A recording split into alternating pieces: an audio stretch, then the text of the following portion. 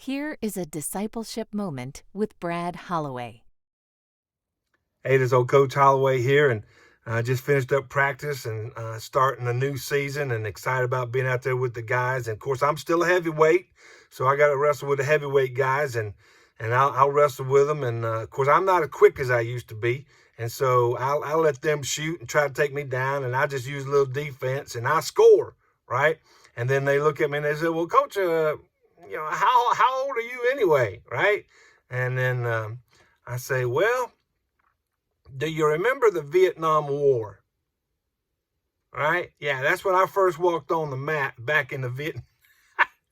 And it's funny to watch their faces. They're trying to figure out, the time, so 45, 47 years ago was the first time I walked on the wrestle mat. So I tell them, I said, now listen, now when y'all go home tonight and you sitting at the dinner table and your mom and dad ask you how wrestling practice they'll go, you tell me that it wasn't any good. You didn't have good practice. And of course, and they'll say why, and then you say, well, I got taken down by a 62-year-old man, right? Yeah. And so I'm out there wrestling with them, having fun and trying not to break nothing, right? So you know what street cred is, right?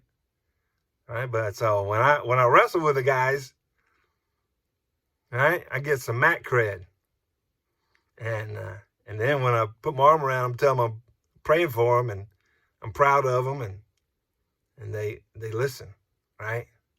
Give me some mat cred. So I like to say there's a whole lot more wrestling going on than the wrestling that's going on the mat.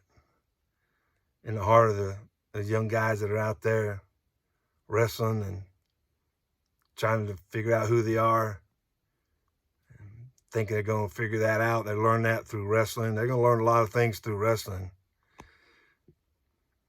I like to be there to share the love of God with them and point out to them their greatest accomplishment, their greatest pleasure is going to be when they come to know Jesus as their Lord and Savior. So I'll pray for the guys on the team that I'm pouring into. We're going to be doing some FCA stuff. I was already talking with a couple guys who are going to be leading that. A couple students who are going to be leading FCA on campus. So I'm pretty excited about that. It's going to be a good year. If you would like to be discipled, join a men's discipleship group. Have Brad train your leaders, speak at your church or leadership conference. Contact him at bradholloway.net.